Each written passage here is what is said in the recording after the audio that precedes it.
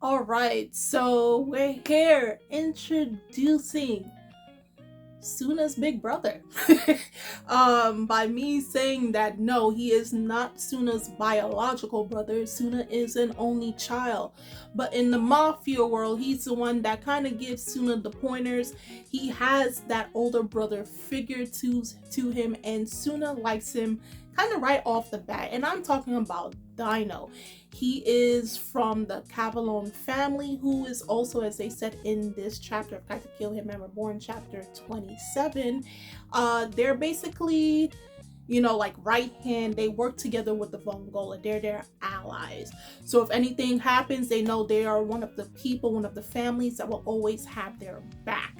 And right off the bat, when you see him, he looks mad cool because Suna was coming home from school. School finally let out, not as in vacation or anything, but it's the end of the day of school, and Suna's going home. As he's going home, he sees a bunch of men dressed in black suits. Scary looking men by his house. And of course, they try to stop Suna and say only those by the name of Sawada, his last name, are allowed onto this property. No one else can enter. He tells them, I live here. My name is Tsunayoshi Sawada. So as he's going up there and he's calling out for Reborn, saying, who are all these dudes in black, like men in black, outside of our front lawn?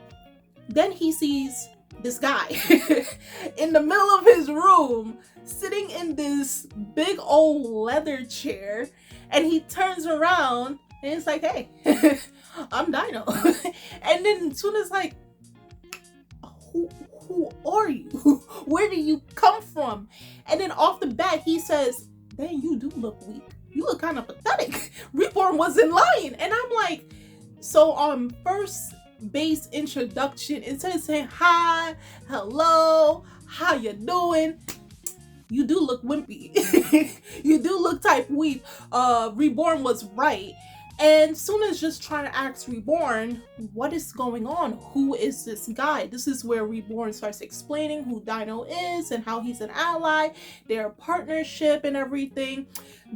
And also on top of that, Dino was one of Reborn's previous pupils. So therefore, as you know, with the heredity and everything, Dino is basically Suna's senpai, is his older upperclassmen. And so he came to Japan to see Reborn's newest student. And you can tell, like, with the way Dino's portraying himself, he's not a bad guy. Actually, he's pretty chill. He's extremely reliable. He does give off the older brother vibes.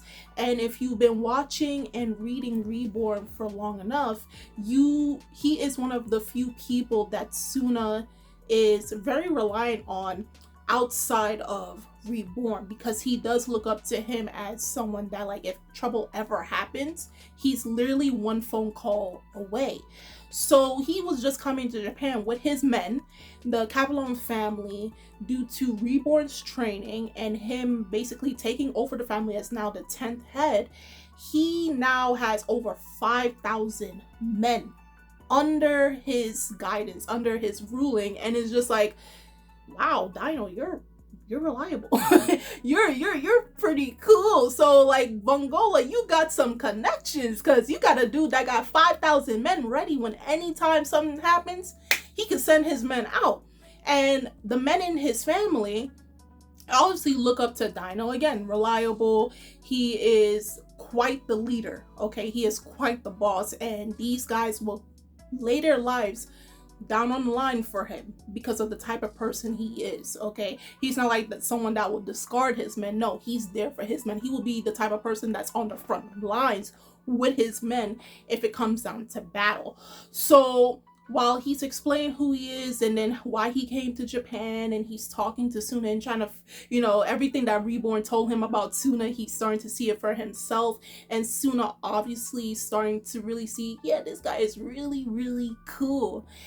We have where he tells his men, hey, you can go back and rest. I'll stay here with the Sawada family and have some dinner with them, and still to talk and get to know Suna a little bit better.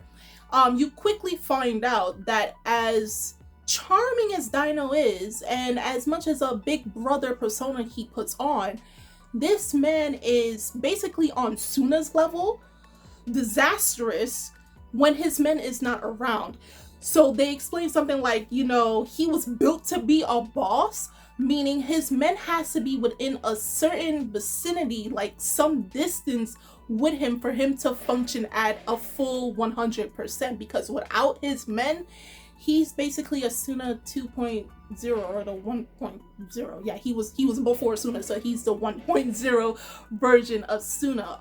Also, some wacky stuff happened while they were eating dinner. Then they start to hear crashing upstairs.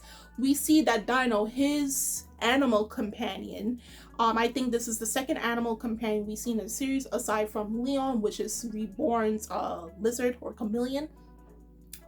He's the second one. Obviously, there's going to be more in the future, but I'm not gonna get there yet. In a couple more videos, like a lot more videos, we'll get there, right? So he starts getting really big. His turtle Enzo starts to get extremely big, and it reminds me kind of like Sadaharu from Gintama, that if you give him strawberry milk, something that Gintoki loves to drink, he turns monstrous and even bigger than his regular size. So when you put Enzo in water, if he's submerged into water, he starts turning into nearly Godzilla size, and he will eat and destroy everything within his sight. So they're trying to stop Enzo from getting any bigger and completely destroying the house, because he's already starting to eat the bathroom. He's eating the bathtub, he's destroying it, and they're trying to stop him, and he's deterring the attacks. And we try to see where Dino, he brings out his whip. He's known for having a whip. He's really skilled with the whip. And he's hurting everyone else except for Enzo. He's restraining and beating everyone with the whip except for Enzo. So Reborn had to make Leon go on to Suna's face and basically transform him into one of his men. I think his name was Romario.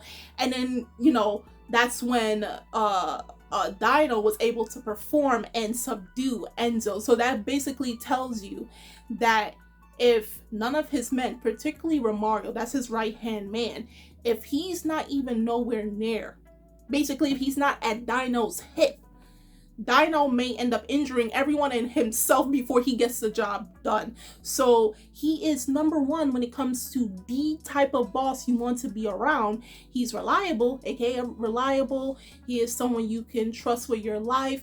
He pays you good. You get vacations, okay? You can see your family, okay? He's the guy that you want to work for, despite being in the mafia. We need more Dinos in the world. But unfortunately, then again, if you go for vacations, this man might end up killing himself. So I guess you can't really get to see your family, unfortunately. Okay? And so the chapter ends with, after so-called Romario was there for him to subdue Enzo, he goes back to being Dino 1.0, or aka Suna 1.0. And it was just a really hilarious chapter, just to see how he goes from being charismatic to kind of uncool within a flip of a switch when the people he trusts the most is not there. And in a way, that kind of shows the type of person Dino is, because he's someone that you want to have by your side. Obviously, he is someone that like, you can tell your secrets and he will bury himself with the secrets. But at the same time, again, like, this man cannot be trusted by himself. He can't even eat food properly by himself, and I don't know if I should be worried or not. But yeah, guys, do tell me on what your thoughts were of Katekyo Hitman Reborn chapter 27. What were your thoughts on Dino's character? Usually he is referred to as Dino Cavallone, but they never gave him a last name. It's just the name of his family, so you can always look that up. Do tell me, what do you think about so far the buddying relationship between him and Suna, the brothers of the series, the bros of the series, the big brother, the little brother, and those who have read Katekyo Hitman Reborn and watched it, how do you feel about again, Dino's character for the times he have shown, and again his relationship between Reborn and Suna and towards the other members of the Funkolo family. The links are in the description box, so you guys can go check that out. And I'm Kimmy-chan of Anime Legends, and I will see you guys later. Bye.